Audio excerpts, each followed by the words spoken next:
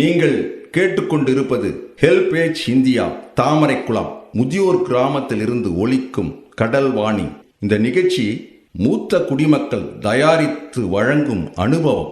நிகழ்ச்சியை தொகுத்து வழங்குபவர்கள் national institute of social defence, ministry of social justice and empowerment, government of India மற்றும் media for community foundation. நிகழ்ச்சியின் கருத்தாக்கம் நேஷனல் கோஆர்டினேட்டர் திரு doctor R Sridhar, principal coordinator திரு Alok Varma, project coordinator miss Kausalya, miss Sai Sudha, miss Pooja Murada. மேலும் HelpAge India Cuddalore project தலைவர் திரு வேணுகோபால் ராமலிங்கம், ஹெல்பேஜ் இந்தியா கடலூர் இயக்குனர் டாக்டர் திரு சத்யபாபு மற்றும் கடல்வாணி ரேடியோ டெக்னிக்கல் பர்சன் திரு மனோஜ்குமார்.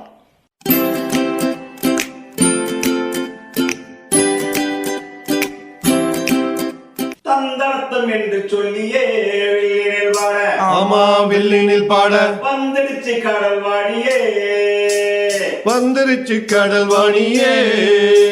நல்ல நல்ல கருத்துக்களா நாங்களும் தினமும் பாட, நாங்களும் தினமும் பாட, சொல்ல வந்த கருத்துக்களா நீங்களும் தினமும் கேட்க, நீங்களும் தினமும் கேட்க. வந்துடுச்சு கடல்வாணியே, வந்துருச்சு கடல்வாணியே.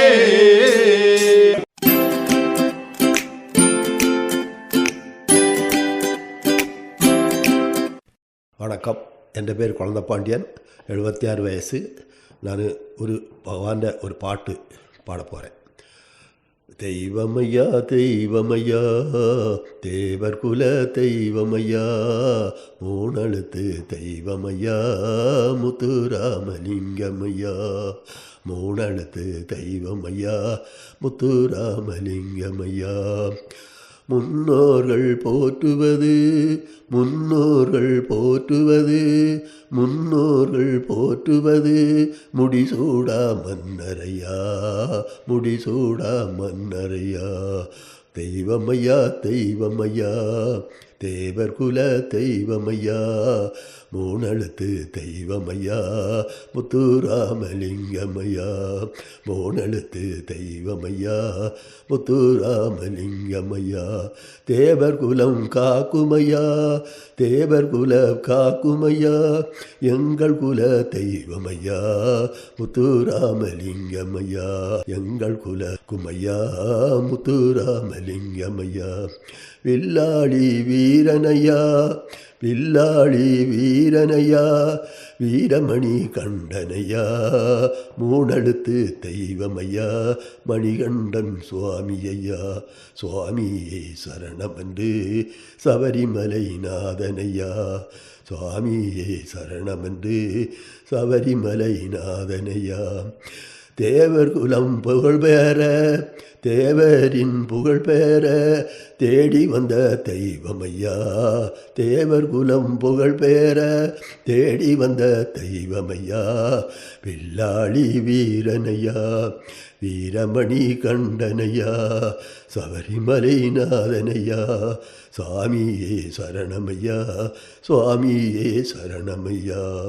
தெய்வமையா தெய்வமையா தேவர் குல தெய்வமையா, மூணெழுத்து தெய்வமையா முத்துராமலிங்கமையா, மூணெழுத்து தெய்வமையா முத்துராமலிங்கமையா, மூணெழுத்து தெய்வமையா முத்துராமலிங்கமையா. யாராரும் இல்லாதே, யாராரும் இல்லாதே தாமரை குளம் இல்லத்தில், முதியோரின் இல்லத்தில் அவையன் தேடி வந்தனையா. யாராரும் இல்லாதே, யாராரும் இல்லாதே தாமரக்குளம் இல்லத்தில், முதியோரின் இல்லத்தில் அவையன் தேடி வந்தனையா. தெய்வமையா தெய்வமையா தேவர் குல தெய்வமையா, மூணெழுத்து தெய்வமையா முத்துராமலிங்கமையா, மூணெழுத்து தெய்வமையா முத்துராமலிங்கமையா. முன்னோர்கள் போற்றுவது, முன்னோர்கள் போற்றுவது முடிசூடா மன்னரையா, முன்னோர்கள் போற்றுவது முடிசூடா மன்னரையா. வில்லாளி வீரனையா, வீரமணி கண்டனையா, சுவாமியே சரணம் என்று சபரிமலை நாதனையா, சுவாமியே சரணம் என்று சபரிமலை நாதனையா, சுவாமியே சரணம் என்று சபரிமலை நாதனையா, சுவாமியே சரணம். நிகழ்ச்சியை தொடர்ந்து கேட்பதற்கு முன் மூத்த குடிமக்கள் அதாவது சீனியர் சிட்டிசனின் உதவிக்கான டோல் ஃப்ரீ ஹெல்ப்லைன் எண்ணை நோட் பண்ணிக்கோங்க. 145667. இந்த டோல் ஃப்ரீ எண் காலை 8 மணியிலிருந்து இரவு 8 மணி வரை செயல்படும். மூத்த குடிமக்களின் உதவி மற்றும் ஆதரவிற்காக இப்போ அனுபவ நிகழ்ச்சி தொடர்ந்து கேட்கலாம். வணக்கம்மா, நாங்கள் அனுபவ நிகழ்ச்சிக்கு பேச போகிறோம். என் பேர் விருத்தாம்பாள், வயசு 66. பொம்பளை பிள்ளை இருக்கிற வீடு சிறப்பாக இருக்குமா, ஆண் குழந்தை இருக்கிற வீடு சிறப்பாக இருக்குமான்னு ஒன்று பேச போகிறோம். அனுபவத்தில் பேச போகிறோமா. இப்போது வந்து ஒரு நடுத்தர குடும்பத்தில் ஒரு பெண் குழந்தையோ 2 பெண் குழந்தையோ பிறந்துடுறாங்க. அதுங்க வீட்டில் வந்து இப்போது வாடகை வீட்டில் இருக்காங்க அவங்க, அந்த 2 குழந்தைங்க பெண் குழந்தைங்க இருக்கிற வீட்டில். அப்போ என்ன செய்கிறாங்க, அவங்களுக்கு வந்து வசதி இல்லை, அப்படியே வச்சுன்னு இருந்துருக்குறாங்க, சம்பாரித்து சாப்பிட்டுன்னு இருக்கிறாங்க. அந்த குழந்தை ஒரு 7-8 வயசு வந்த உடனே அவங்க கணவர்கிட்ட அந்த அம்மா சொல்கிறாங்க, நம்ம பொம்பளை பிள்ளை ஒரு 10 வயசு ஆனால் இப்போல்லாம் 10 வயசுலேயே பெரிய பொண்ணு ஆயிடுறாங்களா, சரி இப்போ நம்ம வந்து வாடகை வீட்டில் இருக்கிறோம், நம்மளுக்கு எதுனா ஒரு மண் வாங்குங்க அப்படின்றாங்க. அவர் என்ன சொல்கிறாரு, இந்த வறுமையில் நம்ம என்ன மண் வாங்க முடியும், இந்த மாதிரி சொல்கிறிய திடீர்னு. இல்லை ஏதோ ஒரு கடனை வாங்கி நம்ம மண் வாங்கினா இந்த குழந்தைங்க பெரிய பொண்ணானாக்கா நம்மளுக்கு ரொம்ப கஷ்டமாக இருக்கும், ஒரு இடம் தேடிடணும் அதுங்காட்டின்னு சொல்லிட்டு இந்த அம்மா சொல்கிறாங்க. சரி பார்ப்போம் அப்படின்னு சொல்லிட்டு யோசிக்கிறாங்க. அதுக்கப்புறம் ஒரு இடத்த வாங்கிடுறாங்க. அதுக்கப்புறம் ஒரு 10-11 வயசுலேயே அவங்க பெரிய பிள்ளை ஆயிடுறாங்க. உடனே என்ன பண்ணுறாங்க, ஐயோ நம்மளுக்கு ஒரு சொந்தமாக அந்த மண்ணில் ஒரு வீடு கட்டிடணும் எப்படியாவது சாமர்த்தியமா, ஏன்னா நம்மளுக்கு 2 பொம்பளை பிள்ளை இருக்குதுங்க, அதுங்களுக்கு வந்து ஒரு நிகழ்ச்சி நடக்கும். ஆம்பளை பிள்ளையாக இருந்தால் அதுக்கு எந்த நிகழ்ச்சியும் கிடையாது. அதுக்காக வந்து பெண் பிள்ளை சிறப்பாக இருக்கிற வீடு தான் பேசுகிறேன். இப்போது அந்த வீட்டில் இருக்கும்போது அவங்களுக்கு என்ன பண்ணுறாங்க, நம்ம சொந்த வீட்டில் இருந்து தாங்க ஒரு மஞ்சள் நீராட்டு விழா செஞ்சால் கூட, ஏன்னா ஒரு 11 வயசுலேயே அவங்க பெரிய பொண்ணாயிடுறாங்க. ஆம்பளை குழந்தை இருக்கிற இடத்துல ஒரு விழா கூட நடக்காது, ஒரு விழா நடக்கும், அது காதணி விழா. அந்த காது குத்துற விழா அது பெருசு கிடையாது. அது எப்படின்னா, அந்த காலத்தில் ஒரு பழமொழி சொல்லியிருக்காங்க எங்கள் அம்மா அப்பா, தாய் தவறுக்கு சாப்பாடு போடலை அந்த குழந்தை, அதனால தான் வந்து ஆம்பளை பிள்ளைங்களுக்கு காது குத்துவாங்க. இப்போ அந்த நிகழ்ச்சியெலாம் பெருசாக எடுத்துக்கிறது இல்லை. இப்போ அதனால் வந்து பெண் பிள்ளை வந்து என்ன செய்கிறாங்க, ஒரு 11 வயசான உடனே ஒரு பெரிய பொண்ணாயிடுறாங்க. அவங்க பெரிய பொண்ணு ஆகிறதுங்காட்டி நம்ம ஒரு இடம் தேடிடணும், ஒரு 10 பேர் வரமாட்டாங்களா அந்த விசேஷத்துக்கு, அதுக்குள்ளே நம்மளுக்கு வந்து ஒரு குதூகலமாக இருக்கும் நம்ம வீடு. ஆனால் ஆண் குழந்தைங்க இருக்கிற வீடு 10 வயசுக்கெலாம் ஒரு குதூகலமே கிடையாது, அவங்களுக்கு ஒரு நிகழ்ச்சி நடக்காது. பெண் குழந்தைங்களுக்கு வந்து கடைசி வரைக்குமே எல்லா நிகழ்ச்சிகளும் வந்து சந்தோஷமான நிகழ்ச்சிக்கு. ஒரு 10 வயசாச்சுன்னா பெரிய பிள்ளையான உடனே அதுங்களுக்கு வந்து மஞ்சள் நீராட்டு விழான்னு பெருசாக ஒன்று மண்டபத்துலேயே ஏதோ வீட்டில் ஒரு 10 பேர் வந்தால் கூட ஒரு சந்தோஷமாக கலகலப்பாக இருக்கும் அந்த வீடு, அதிர்ஷ்டமாகும், இருக்க வளரும் அந்த வீடு. அதுக்கப்புறம் அவங்க படிப்பு முடித்த உடனே சரி ஒரு 18-19 வயசு வந்தால் கூட ஒரு பொன் பிள்ளைங்களுக்கு கல்யாணத்தை பண்ணிவிடுவாங்க. உடனே அவங்க கல்யாண நிகழ்ச்சி வரும்போது அவங்களுக்கு அது இதுன்னு பண்ணும்போது அப்போது ஒன்று சந்தோஷம். கடைசி வரைக்கும் அப்புறம் கணவர் வீட்டுக்கு போன உடனே அவங்களுக்கு வந்து வளைகாப்பு நடக்கும், வளையல் விழா, அது எல்லாமே. அப்புறம் குழந்தை பிறந்தா கூட அவங்களுக்கு ஒரு விழா நடத்துவாங்க. இப்படிலாம் வந்து சில வகையான விழாக்களை நடத்துவாங்க. ஏன்னா பெண் குழந்தைங்க இருக்கிற வீட்டில் மட்டும்தான் அந்த விழா நடக்கும். ஆண் குழந்தைங்க இருக்கிற இடத்துல அவர் என்ன பண்ணுவார், அம்மா அப்பா நகைங்களை வச்சு அதை வச்சு இதை வச்சு ஆண் குழந்தை இருக்கிற இடத்துல படிக்க வச்சுருவாங்க. ஒரு 10வது படிச்சிடும் அந்த பிள்ளை. ஐயோ நம்ம பிள்ளை காலேஜுக்கு போகணும், அந்த காலேஜுக்கு போகிறதுக்கு நம்மக்கிட்ட எந்த பணமும் இல்லையே, சரி ஏதோ சொல்கிற பிள்ளை இருக்கிற நகைங்களை விற்றுரு, பிள்ளை சம்பாரிச்சு வந்து போடுவார், அதனால் வந்து காலேஜுக்கு அனுப்பிடுவாங்க. 2 குழந்தை, ஒரு பிள்ளை இருக்குதோ 2 பிள்ளை இருக்குதோ ஆண் குழந்தைங்கள காலேஜுக்கு அனுப்பிடுவாங்க. அதுங்க என்ன பண்ணுவாங்க, காலேஜ் படிக்கிறேன் ஒரு 2-3 வருஷம் படிப்பாங்க. அதுக்குள்ளே உடனே என்ன பண்ணுவாங்க, அவங்க திடீர்னு அங்கே ஒரு அம்மாவை தேடிடுவாங்க, எப்படியும் சாமர்த்தியமாக. அவங்க எப்படின்னா அவங்களுடைய சுயநலம் அது அப்படி. ஆனால் பொம்பளை பிள்ளைங்க அப்படி நினைக்காது. அவர் என்ன பண்ணுவார், காலேஜ் படிக்கும்போதே ஒரு அம்மாவை நினச்சிட்டாருன்னா அதை விடவே மாட்டார் கடைசி வரைக்கும். அம்மா சொன்னாலும் விட மாட்டார், அப்பா சொன்னாலும் விட மாட்டார். சரி நீங்கள் என்ன சொல்கிறதுன்னு ரகசியமாக எதையாவது நடத்திக்கினே வருவார். லாஸ்ட்டாக என்ன பண்ணுவார், அந்த பாப்பாக்கிட்ட சொல்லுவார், நாம் போயிட்டு ரீஸ்ட் மேரேஜ் செஞ்சுக்கலாம். ஆனால் எதுக்குன்னே நகை விற்றது, காலேஜில் படிக்க வச்சது, அவங்க அம்மா அப்பா பட்டினி கிடந்தது, எதுவுமே அவருக்கு கவனம் இருக்காது. அவங்கள பார்த்த உடனே அவர் மறந்துடுவார் எல்லாத்தையும். அந்த அம்மாவும் சொல்ல மாட்டாங்க, உன்னை அன்பாக வளர்த்தாங்களே, இவ்வளோ தூரம் காலேஜ் படிக்க வச்சாங்களே, அவங்களுக்கு என்ன நம்ம பலன் அளிக்க முடியும், நீ அவங்க பேச்சு கேளு, அவங்களுக்கு ஈடு கொடு, ஏதாவது நீ சம்பாரிச்சு கொடு, அப்படி அப்புறம் கூட கல்யாணம் பண்ணிக்கலாம்னு அவங்க சொல்ல மாட்டாங்க. எப்படி அவங்களுடைய வாழ்க்கையில் அப்படி சந்தோஷம், வாலிப வயசில் அவங்க எப்படி வேணாலும் இருப்பாங்க. அதை எடுத்து சொல்கிறதுக்கு யாரும் இருக்க மாட்டாங்க அந்த நிலைமையில். ஆனால் ஆண் குழந்தைங்கள இருக்கிற வீடு கஷ்டம்தான் அது எப்பயுமே. ஆனால் சொன்ன பேச்சு கேட்குற குழந்தைங்களுக்கு, ஆனால் நான் ஆம்பளை பிள்ளைங்கள நம்புறதே இல்லை. எப்படின்னா, நான் வந்து ஒரு மைத்துனர் வீட்டில் எல்லாம் கூட்டு குடும்பத்தில் வாழ்ந்தோம். நான் பெரிய மருமக, எனக்கு பிள்ளைங்க கிடையாது. அங்கே 3 பிள்ளைங்க பெற்றாரு எங்கள் மைத்துனர். எதுங்களாலையும் ஒரு சுகம் கூட கிடையாது. ஆனால் படிப்பை முடிச்சிட்டாங்க. தன்னுடைய இஷ்டத்துக்கு அவங்கவுங்க கல்யாணம் பண்ணிக்கிறேன்னு சொல்லவே இல்லை. அவர் பார்த்து தான் கல்யாணம் பண்ணார். இருந்தால் கூட ஆம்பளை பசங்க வந்து தன்னை மீறி எதுனா ஒன்று நடத்துவாங்க. அந்த பொம்பளை பிள்ளைங்க இருக்கிற வீடு குதூகலமாக இருக்குன்றேன். ஒரு விசேஷம் நடத்துகிறதோ, அவங்களுக்கு நடக்கிற நிகழ்ச்சி வந்து பலவிதமான நிகழ்ச்சிகள். உடனே சந்தோஷம், உடனே 10 வயசுக்குலாம் அது பொண்ணுக்கு நீராட்டு விழா, உடனே 19, 20 வயசில் ஒரு கல்யாணம், அப்புறம் ஒரு வளைகாப்பு, அப்புறம் குழந்தை பிறந்திருக்குது. அவங்க முகத்தில் பார்க்கணுமே சந்தோஷத்தை. ஹாஸ்பிட்டலில் குழந்தை பிறந்திருக்கோம், ஐயோ எங்கள் பேத்தி பிறந்திருக்குதுங்க அப்படின்னு. பேத்தின்னாதே அவங்களுக்கு ரொம்ப ரொம்ப இஷ்டம். ஏன்னா பெண் குழந்தைங்க வந்து அவ்வளோ ஒரு குதூகலமான வீட்டில் வளரணும். ஆம்பளை பிள்ளைங்க, அதுவும் இப்போ இருக்கிற ஆம்பளை பிள்ளைங்கள ஒன்றா கூட நம்புறது கிடையாது. எல்லாம் உடனே காலேஜ் முடித்த உடனே ரிஜிஸ்டர் மேரேஜ் தான் அவங்க இஷ்டத்துக்கு. அதனால தான் நான் வந்து பெண் பிள்ளைங்க இருக்கிற வீடு சிறப்பாக இருக்கும், சந்தோஷமாக இருக்கும். இடம் தேடுவாங்க, நகைங்க தேடுவாங்க. உடனே அதுங்களுக்கு போடணுமே அந்த கஷ்டத்துக்கு அவங்க வந்து அந்த பலன் உடனே எல்லாத்தையுமே அவங்க நிறைவேற்றுவாங்க.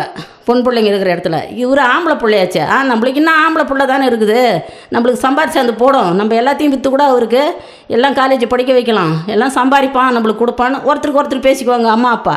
அவர் சம்பாதிப்பார், ஆனால் எங்கே வராது, அது எங்கேயோ போயிடும். என்னப்பா இப்படிலாம் செய்கிற, என்ன பண்ண சொல்கிற, என்னுடைய நிலைமையே மாறி போச்சு, என்னம்மா பண்ண சொல்கிற. சரி, இவங்க என்ன பண்ணுவாங்க, ஒரு முடிவு எடுப்பாங்க. சரி, இதுங்களை பெற்றதை விட நம்ம முதியோர் இல்லத்துக்கே போயிடுவோம். சரி, பெற்றோம் வளர்த்தோம், நம்ம கடமையை முடிச்சிட்டோம், இதுக்கப்புறம் வந்து முதியோர் இல்லத்துக்கு போகிறது தான் முடிவு அப்படின்னு சொல்லிவிட்டு அவங்க எடை போட்டுருவாங்க.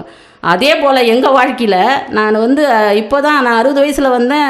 எங்கள் வீட்டுக்கார் வந்து 70 வயசு வரும்போது, இப்போ எனக்கு 66 வயசு, 6 வருஷம் ஆகிடுது. நான் இங்கே வந்து 2 பேராக தான் வந்தோம், சந்தோஷமாக வந்தோம். அவர் டைலருக்கு சொந்தமாக எங்களுக்கு வீடு இருந்தது.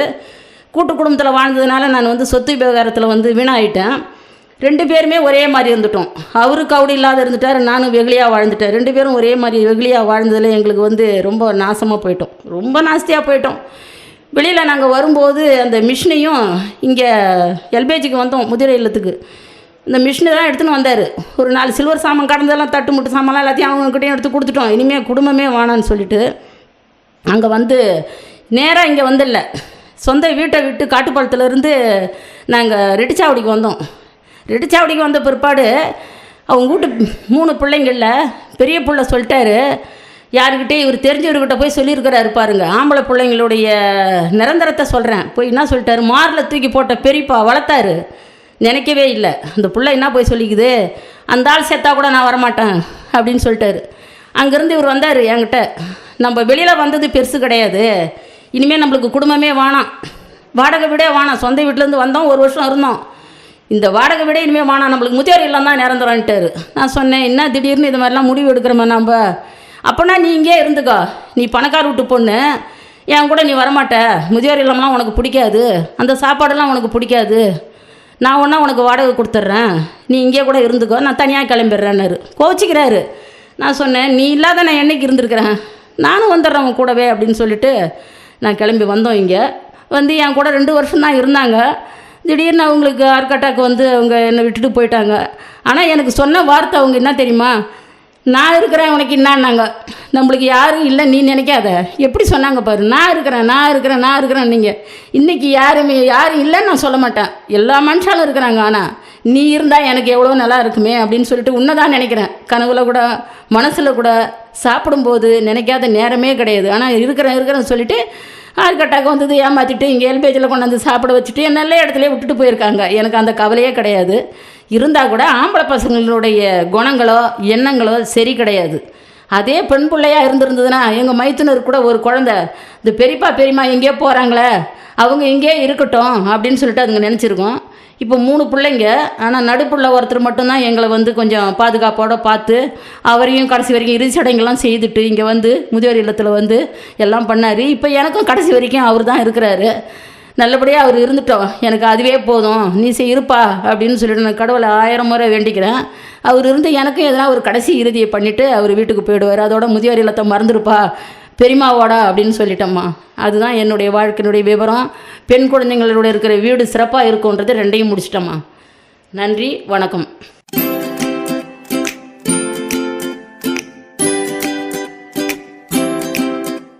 நேயர்களே, இந்த அனுபவ நிகழ்ச்சி இத்துடன் நிறைவு பெறுகிறது. உங்களிடமிருந்து விடைபெறுவதற்கு முன் மூத்த குடிமக்களின், அதாவது சீனியர் சிட்டிசனின் உதவிக்கான டோல் ஃப்ரீ ஹெல்ப்லைன் எண்ணை உங்களுக்கு ஞாபகப்படுத்துகின்றேன். 145667. இந்த டோல் ஃப்ரீ எண் காலை 8 மணியிலிருந்து இரவு 8 மணி வரை செயல்படும். மீண்டும் அடுத்த அனுபவ நிகழ்ச்சியில் சந்திப்போம். நன்றி, வணக்கம்.